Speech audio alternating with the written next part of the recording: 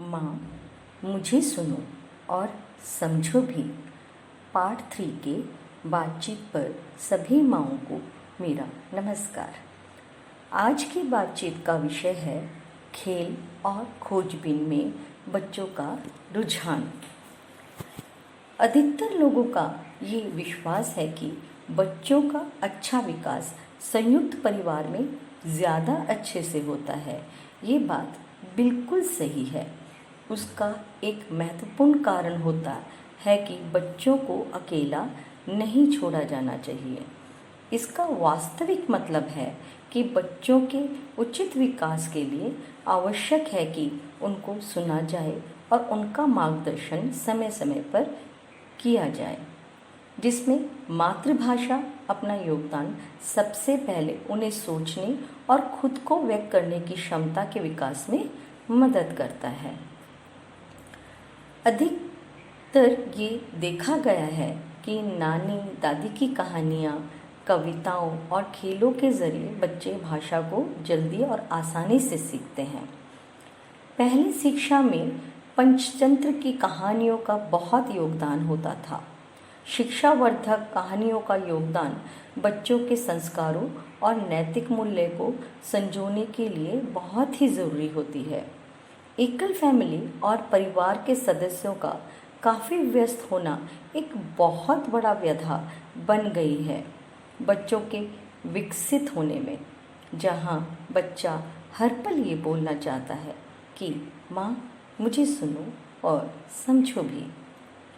हमारी आज की शिक्षा प्रणाली बच्चों को खेल खेल में पढ़ाने पर टिकी है, जहाँ बच्चों को शुरुआत स्तर पर देखकर सीखने की प्रक्रिया का पालन करते हुए सीखना है। खेल खेल में सीखने की प्रक्रिया बच्चों को सीखने और उनमें सामाजिक, भावनात्मक, शारीरिक और दिमागी विकास में मदद करता है, क्योंकि इसमें उनकी अंदरूनी इच्छा छुपी रहती है। कभी आपने ये सोचा है कि यही बच्चा स्कूल में इस पद्धति का पालन कर संस्कारों में रहते हुए अपनी खुशी से सब सीख रहा होता है, मगर वही बच्चा घर पर सभी चीज़ों का पालन नहीं कर पाता? क्यों? क्या सिर्फ बच्चा ही जिम्मेदार है? क्या आपने बच्चों को सुनने के लिए खेल खेल में पढ़ाई का उनके साथ समय निकाला?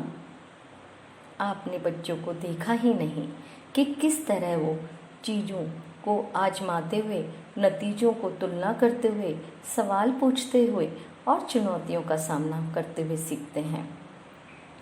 आपको पता है, साफ साफ हिदायतों के साथ कुछ मामूली काम एक बार उनको सौंप कर तो देखें। खेलने की चीज़ों का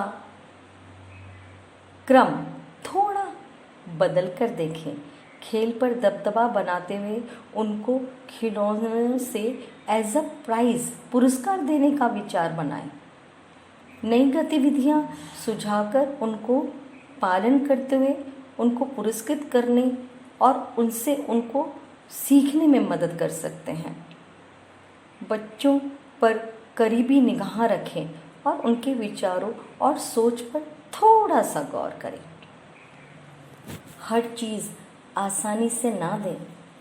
गिव एंड टेक के इस सोच को विकसित करके उनको ज़िंदगी में कंपटीशन के लिए तैयार करें।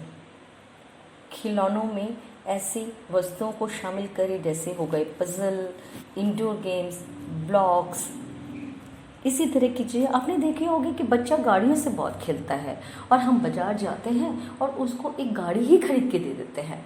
अगर उसकी जगह आप कुछ लकड़ी के ब्लॉक्स या प्लास्टिक के ब्लॉक्स, इस तरह के जो खिलौने जहाँ पर वो गाड़ी खुद बना सकता है, ठीक है, और उसको बनाकर अपने खेल के ज़रिए फिर उस गाड़ी से खेल सकता है। इस तरह के आपको छोटे छोटे से खिलौने आपको बाज़ार में मिल जाते हैं।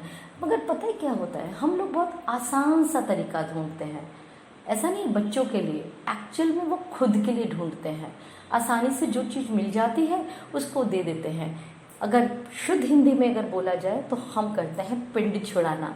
अरे जिद करना है, चलो दे देते हैं। अरे ये करना है, चलो अभी चलते हैं, अभी मार्केट से लेकर देते हैं। बच्चा रो रहा है, उसको तुरंत दिला दिया। नहीं, क्या आपने देखा है कि बच्चा उस स्कूल में जहाँ पर वो रोज अपने एक मैडम से देखता है, उस मैडम से डांट भी खाता है, प्यार भी खाता है, प्यार भी मिलता है उसको, खेलता भी है, कूदता भी है, उसे प्यार भी करता है, रोज बैग उठाकर स्कूल में आने को तैयार हो जाता है ना?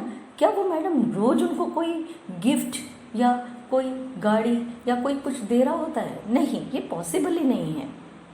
ठीक है, मगर वही बच्चा जब आपके साथ मिलता है, आपके साथ बैठता है, तो वो जिद के साथ विचार विमर्श करता है। उसको पता होता है कि मैं ये मांगूंगा या मांगूंगी वो मुझे मिल जाएगा। ऐसा क्यों? थोड़ा इस पे गौर करने की ज़रूरत है। अगर बिना किसी मदद के कोई छोटा बच्चा अपना कोई काम करने को तैयार होता है या जिद कर रहा होता है, तो थोड़ा सा उसकी देखभाल करते आप उसको स्वतंत्र छोड़ें, उस काम को करने दीजिए। क्योंकि पता है, बच्चों को जब सफलता मिलती है ना, तो वो कोशिश करके और सीखते हैं। और ये जो प्रक्रिया है, ये जो सोच है, सिर्फ बच्चों के लिए नहीं है। आप अगर ध्यान से आप देखें, आप भी अगर किसी काम में, हम खुद भी अगर हम किसी काम में थोड़ी सी हमको सफलता मिल जाती है, तो हम उस काम को दोबारा से अपने दिल और दिमाग में उसमें और कुछ नई सोच लगा कर करते हैं। सेम प्रक्रिया, सेम चीज़ जो बच्चों में होती है। और प्रेज करना, एनकरेज करना बहुत ज़रूरी होता है। उनको डांटिए नहीं, उनको उनकी कमियां नहीं बताइए, उनको प्यार से गले लगाकर पीठ थपथपाते हुए एक बार बोलकर देखिए, आपने बहुत अच्छा किया। मगर इसको थोड़ा सा अगर ऐसे कर लेते तो और अच्छा होता। हमने उस कमियां नहीं बतानी है किसी बच्चे को, क्योंकि कोई बच्चा कमियों वाला नहीं होता है। यही होता है कि जहाँ हम 4 पॉइंट तक सोच सकते हैं, वहाँ हो सकता है वो बच्चा 2 ही पॉइंट सोच पाए। मगर हो सकता है कि आपके प्रेज करने से, आपके पीठ थपथपाने से वही बच्चा बहुत जल्दी 4, 5, 6 पता नहीं कितने पॉइंट वो सोचने लग जाए और वो कहीं ना कहीं एक कुशल कारीगर बन जाए। आपके इसी कोशिश के ज़रिए बच्चे लगातार अपनी योग्यताओं को बदलते हैं और विकसित करते हैं। धन्यवाद।